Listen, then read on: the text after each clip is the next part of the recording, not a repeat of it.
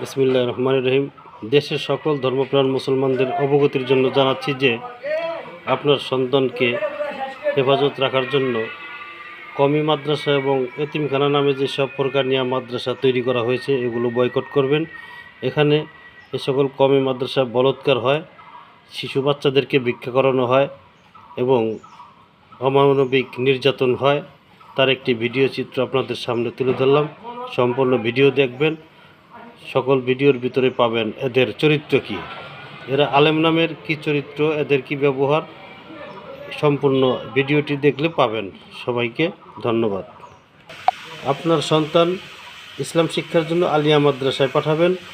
সকালে যাবে, বিকালে চলে আসবে, রাত যাপন করবে না। রাত্রে থাকলে কওমি মাদ্রাসায় রাত্রে যারা থাকে এদেরকে বলৎকার করা হয় এবং নিম্নমানের খাবার খাওয়ানো হয়। তাই এই সকল মাদ্রাসা থেকে আপনারা বিরত থাকবেন। ধন্যবাদ। একদম জীবন্ত ছিল পিঠের দাগগুলো। আরেকটা বিষয় আমি আপনার মাধ্যমে বলতে চাই, আপনারা এই বিষয়টা একটু দেখবেন যে নরসিংদীতে অসংখ্য এরকম দিনী প্রতিষ্ঠান আছে যেইগুলোতে আমাদের কাছে তথ্য আসে যে এরকম নির্যাতন বা টর্চারের শিকার হয়, কিন্তু এখানকার জেলা প্রশাসন বলেন, উপজেলা প্রশাসন বলেন, তারা এইসব বিষয়ে সচেতন না। এখানে যে তারা অ্যাডমিশন নেওয়া হয়েছে, অ্যাডমিশন নেওয়ার পরেও ওইখান থেকে যে হুজুরকে পালায়া যাওয়ার জন্য মাদ্রাসা থেকে ওইখানে কিছু স্থানীয় কিছু পলিটিক্যাল লোক ছিল, তারাও সহযোগিতা করছে। পরবর্তীতে আমরা সাংবাদিকরা গিয়ে বা কিছু জনতাদেরকে নিয়ে তাকে আমরা আটক করি, পরে পুলিশের সহায়তায় তাকে এখানে নিই। আর বিশেষ করে ওর অবস্থা তো এসে আমি খুবই খারাপ অবস্থায় দেখছি। এখানে যে তত্ত্বাবধায়ক আছেন উনিও আমাদের ইনস্ট্যান্ট ট্রিটমেন্ট দিয়ে এখন আজকে এই যে আপনি দেখতে পাচ্ছেন, এখন যে সিচুয়েশনটা দেখতেছেন এরকম ছিল না, খুবই ভয়াবহ অবস্থা ছিল, খুবই ভয়াবহ অবস্থা ছিল। আর পিঠের দাগগুলো হয়তোবা এখন একটু হয়েছে, একদম জীবন্ত ছিল পিঠের দাগগুলো। আরেকটা বিষয় আমি আপনার মাধ্যমে বলতে চাই, আপনারা এই বিষয়টা একটু দেখবেন যে নরসিংদীতে অসংখ্য এরকম দিনী প্রতিষ্ঠান আছে যেইগুলোতে আমাদের কাছে তথ্য আসে যে এরকম নির্যাতন বা টর্চারের শিকার হয়, কিন্তু এখানকার জেলা প্রশাসন বলেন, উপজেলা প্রশাসন বলেন, তারা এইসব বিষয়ে সচেতন না। দুই একটা বিষয় নিউজ হইলে তখন এরা এটা একটু মাথাচাড়া দেয়। পরবর্তীতে এই বিষয়গুলোতে তারা কোনো মনিটরিং বা সরকারের পক্ষ থেকে যদি এইগুলো খোঁজ খবর নেওয়ার কোনো ব্যবস্থা করা হতো, তাহলে হয়তোবা যে আজকে মুজাহিদের যে সিচুয়েশনটা হয়েছে এই সিচুয়েশনটা হতো না।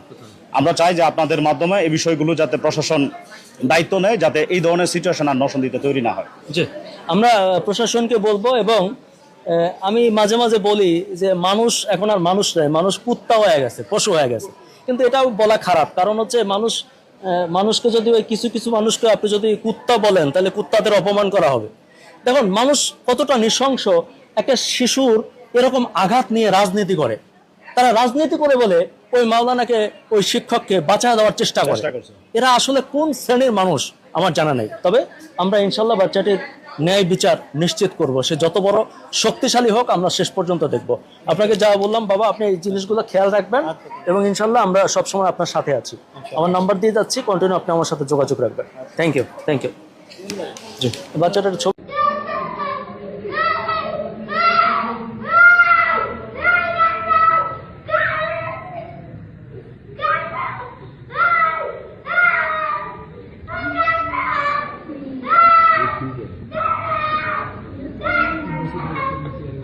যে মাদ্রাসাগুলি সরকারিভাবে কোনো ইয়ে না, আমি চাই ওই মাদ্রাসাগুলি বন্ধ করে দেওয়া হোক। আপনারা আশা হারাবেন না, ও মাদ্রাসায় যাবে, ভালোভাবে পড়বে, আলেম হবে, ওর ইচ্ছে ইমাম হবে এবং ওকে আমরা ইমাম বানাবো ইনশাল্লাহ, আল্লাহ যদি আমাদেরকে বাঁচায় রাখে। দর্শক মণ্ডলী, অনেকটা আপা হয়তো বলে বোঝাতে পারেনি, আপনাদেরকে আমি একটু বুঝিয়ে বলি। এই মা তার সন্তান যখন গর্ভে ছিল তখন তিনি আল্লাহর কাছে ওয়াদা করেছে যে তার সন্তানকে সে মাদ্রাসায় পড়াবে, একজন আলেম বানাবে। আজকে তার এই অবস্থা দেখে তার খুবই মন খারাপ, মনের মধ্যে মাদ্রাসা এবং শিক্ষকদের প্রতি কিছুটা ঘৃণাও জন্মিয়েছে। কিন্তু তারপরও সে আমাদের আশ্বাসে আবারও সিদ্ধান্ত নিয়েছে যে ছেলেকে আলেম বানাবে, ইমাম বানাবে। তবে তিনি সরকারের কাছে একটা দাবি জানিয়েছেন, সে দাবিটা আমি আপনাদের মিডিয়ার মাধ্যমে সবাইকে জানাতে চাই। তিনি বলেছেন যে সরকারিভাবে প্রত্যেকটা মাদ্রাসায় খোঁজ খবর নেওয়া হোক যে কোথায় কোথায় বাচ্চাদেরকে মারা হয়, বাচ্চাদেরকে এভাবে আঘাত করা হয়, সেটা গোপনে কিংবা প্রকাশ্যে তদারকি করা হোক। এবং যে যে মাদ্রাসা বাচ্চাদেরকে এভাবে টর্চার করবে সেই সব মাদ্রাসা সরকারিভাবে বন্ধ করা হোক। আপনি তো এটাই চাইছেন আপা? হ্যাঁ, উনি সেটাই চেয়েছে যে তার সন্তানকে যেভাবে আঘাত করা হয়েছে এরকম বাংলাদেশের কোনো মাদ্রাসায় যেন সন্তানকে বা বাচ্চাদেরকে আঘাত করা না হয়, আর যারা এই আঘাত করবে তাদের মাদ্রাসা যেন বন্ধ করে দেওয়া হয়। জানছে সবাই, অনেক মাদ্রাসাই আছে, সবাই তো বলে না, মারে, দেখায় না। ওটা হয়তো বা অনেক বেশি হয়েছে, আমরা ওই জায়গায় গেছি, ওর অসুস্থ বেশি হয়েছে এই জন্য।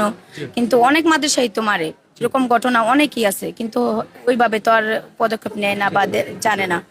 ওইভাবে পদক্ষেপ নিলে হয়তো বা সরকারিভাবে তদারকি করলে জানবে জিনিসটা, তখন একটা লাইনে আসবে।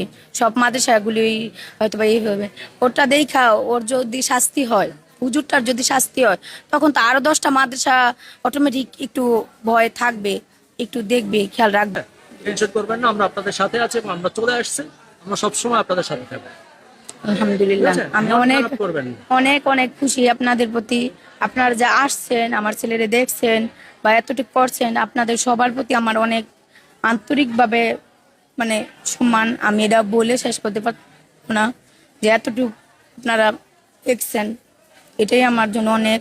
তারপরে বলছেন যে মাদ্রাসায় পড়াইলে ইনশাআল্লাহ এই, আমরা করতে পারবো। আলহামদুলিল্লাহ, আমি অনেক খুশি। কি ইচ্ছা ছিল আপনার? ও যখন পেটে ছিল ওই সময় আমি নিয়ত করছিলাম ওরে মাদ্রাসায় দিব, বড় আলেম বানানোর জন্য আর কি। মানে ও যখন পেটে ছিল আপনি তখনই নিয়ত করেছেন ওকে মাদ্রাসায় দিবেন, আলেম বানাবেন। মাদ্রাসায় দিব। আলহামদুলিল্লাহ, এটা তো খুবই ভালো ইচ্ছা। একজন নারীর এই ইচ্ছাটা নিশ্চয়ই আল্লাহ কবুল করবে। তো ওকে ভর্তি করালেন কতদিন আগে? ওরে ভর্তি করছি 3 বছর রানিং এই মাদ্রাসায়। হ্যাঁ, আপনি কি আগে খোঁজ খবর পাইতেন যে ওকে ভাবে মারধর করে? এই মাদ্রাসায় দেওয়ার পরে তো পাই নাই, কিন্তু এবার রমজানে নাকি ওরে মারছে। রমজানে তো পুরাটাই ছিল মাদ্রাসায়, ওই সময় আমরা তো আর দেখি নাই, কিন্তু যখন ছুটিতে গেছে তখন গোসল করাইতে গিয়ে দেখি 2টা বাড়ির দাগ। আচ্ছা, এবার যে ঘটনাটা ঘটলো আপনি কিভাবে খবর পাইলেন, আবার যায়া কি দেখলেন? খবর তো ওরা দেয় নাই, কিন্তু ওর বাবারে বলতাছি যে ওরে তো দিয়া যাওয়ার পরে 3-4 দিন হয়ে গেছে যায় নাই, তো বলছি ওরে একটু দেখে আসেন, আর ওর কাপড়টি ময়লা কাপড়টি নিয়ে আসেন, আর ওরে একটু মজা টজা দিয়ে আসেন। তখন ওর বাবা রাত্রে যাইতে চাইছিল, কিন্তু ওরা যায় নাই। ওর বাবারও নাকি অনেক খারাপ লাগতেছে, ওর কথা অনেক মনে করতেছে, বলতেছে যাইতে দেখতে। পরে সকালবেলা গেছে গোসলের টাইমে, যাতে গোসল করাই দিতে পারে। যাই অফিসে বসছে, ওরে খবর পাঠাইছে, তখন মনে হয় মারছে ওরে না করতেছে আর কি বলার জন্য। তো ওরে তো এত মারছে, ওর তো ব্যথা, ওর তো কান্না আসবই স্বাভাবিক। ও বাবার সামনে আসছে, আসার পরে একটু কান্না কান্না ইয়া। তো ওর বাবা জিজ্ঞেস করছে কান্না করতেছে কেন, কি হয়েছে? তখন ও কিছু বলে নাই। তো ওর বাবা একটু পাঞ্জাবির হাতাটা উঠাইছে, উঠায় দেখে যে বাড়ি দাগ। তখন ওর বাবার একটু ভিতরে সন্দেহ জাগছে, ওই যে রমজান মাসে তো বাইরে এসে মনে হয়েছে যে মনে হয় আমার ছেলের মারছে। তখন পুরা পাঞ্জাবি খুলছে, আর যে পাঞ্জাবিটা পরানো ছিল ওই পাঞ্জাবি আমরা পাই নাই, নতুন পাঞ্জাবি ছিল ঈদের সময় পাঞ্জাবি, ওই পাঞ্জাবিও পাই নাই। ওরা আমাদের খবরও দেয় নাই, বলেও নাই যে ওর এরকম অবস্থা। ওর বাবা না চাইলে মনে হয় আমরা জানতে পারতাম না যে ওর অবস্থা হয়েছে। তো এই অবস্থা দেখার পরে আপনারা সিদ্ধান্ত নিয়েছেন যে এখন আর আলেম বানাবেন না নাকি? বানাবো না, আমার নিয়ত তো বানানোর, আমি যখন এটা নিয়ত করছি, কিন্তু এখন এমন একটা দুর্ঘটনা হয়েছে, সবার মনে একটু একটু কষ্ট তো স্বাভাবিক লাগবেই। সেই জায়গা থেকে যে হুজুর এরকম একটা কাজ করছে, কারণ হুজুর তো ওদের তো একটু মায়া দেওয়া থাকার দরকার। স্কুলে না হয় যে ওরা একটু জানে না, হয়তো বা আরবির দিক দিয়ে এত ইয়া না, হয়তো বা মারে বা অন্য ইয়া, কিন্তু মাদ্রাসায় দিছি তো ওরা তো অনেক জানে, ওরকম ভাবে কোরআন পড়ে, তারপরও যে এরকম করে মারছে, এটা একটু কষ্টের ব্যাপার না?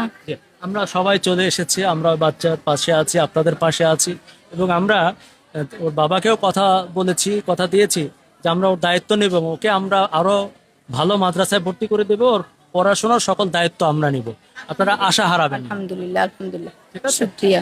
এবং আপনি যে স্বপ্নটা ছিল, ও পেটে থাকতে যে স্বপ্নটা দেখছেন আপনি যে ও একদিন বড় আলেম হবে, ওরেও বলছি যে ওরে মাদ্রাসায় দিব, আমার 3টা সন্তান নিয়ে আমার নিয়ত যে আমি মাদ্রাসায় পড়াবো, যতটুকুই পড়ে, যতটুকু যাইতে চায়, আমি যতটুকু সামর্থ্য দিয়ে পারি আমি চাইছি যে ওদেরকেও এই আর কি। ঠিক আছে, ভালো আর থাকবেন, আরো ও সুস্থ যেন হয়ে যাবেন। ন্যায় বিচারটা পায়, ও যেন যে এরকম কাজটা করছে ওর যেন কঠিন শাস্তি হয়, সেই দিকটা আপনার একটু জি, খেয়াল রাখবেন, সেটাও আমরা দেখবো, সেটাও আমরা দেখবো। যাতে ওর এমন ভাবে মানে আমি একটু চাই যে রিমান্ডে নিয়ে এমন ভাবে মার দেখ, ওই ছবিটা যেন দেখে সারা বাংলাদেশে মানুষ দেখে, দেখা জানে, শিক্ষা নেয়, প্রতিটা মাদ্রাসা যেন শিক্ষা পায়।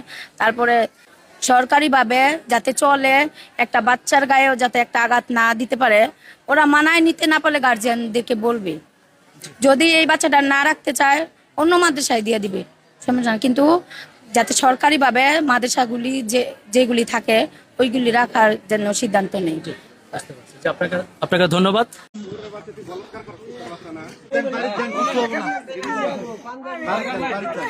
আপনি চলে যান। আপনি কি করছেন? কয় বছরের বাচ্চারে? 9 বছর। প্রমাণ ছাড়া এখানে আসি নাই, একবার প্রমাণ নিয়ে এখানে আসছি, ধরে ধরছি। ঠিক আছে,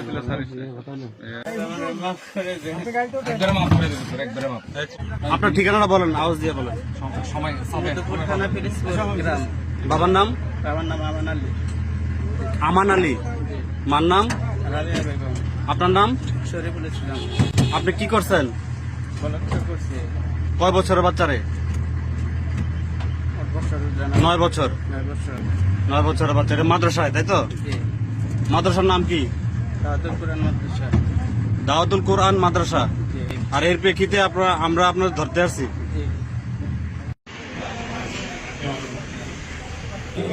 ভালো কি হয়েছে বলেন তো, আপনার কেন ধরে নিয়ে আসছে? বলেন তো, যারা ধরে নিয়ে আসছে কেন নিয়ে আসছে? হ্যাঁ, বলৎকার করছে। কতদিন করছে? 3-4 দিন করছে। বাচ্চাকে 3-4 দিন করছে? না। হ্যাঁ। আর দুজনের সাথে। আর দুজনের সাথে? তারা কি মাদ্রাসায় আছে? জি মাদ্রাসায় পড়ে? জি আর সর্বশেষ এই বাচ্চার সাথে করছেন? জি। কবে করছেন এটা? কালকে রাত্রে। কালকে রাত্রে। পরে চলে গেছেন? যে সকালে এসে উঠছে। সকালে কেন চলে গেলেন? ভয় হয়েছিল যে কোনো সমস্যা হবে, এই কারণে চলে আসছে। এই বাচ্চার সাথে কি আগে সম্পর্ক করছিলেন আরো? জি না। এই বাচ্চার সাথে আগে আর সম্পর্ক করেন না? জি না।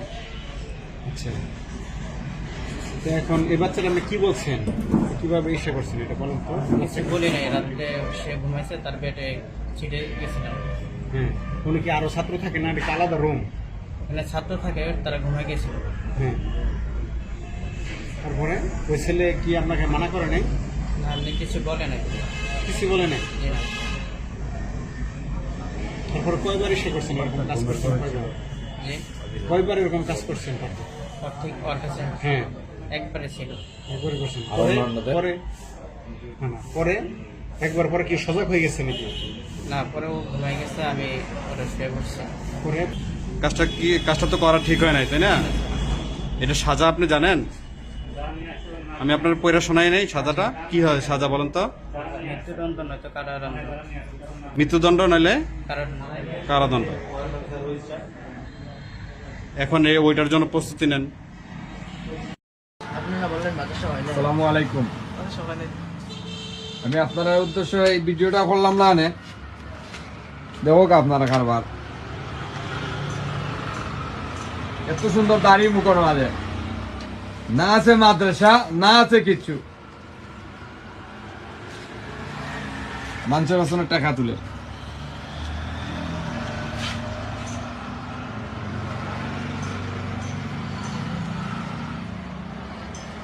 চেহারাটা দেখে মনে হয় কি, তা মনে হয় আল্লাহ আওয়ালিয়া পড়িয়েছেন টাইম।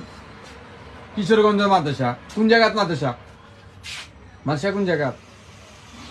কন এখন এতক্ষণ তো মাতলেন, এখন কন মাদ্রাসা কোন জায়গায়? দাঁড়িয়ে তো মনে হয় আল্লাহর ওলি আপনি। না, আমার তো আছে তো, আমি তো আমার তো আপনি কোন না, আপনি কোন জায়গাতে নিয়েছেন আল্লাহর ওলি? মাদ্রাসা কই আপনার? এই যে মানুষের প্রতারণা কেন করতেছেন?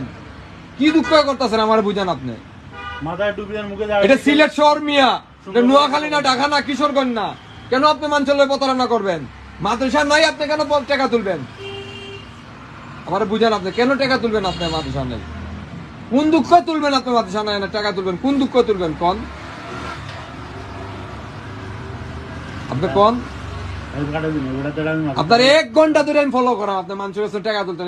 কোনো মাদ্রাসাও নাই, আপনি আবার বিসমিল্লাহ বানানটাও আপনি লেখেন নাই, ঠিকানা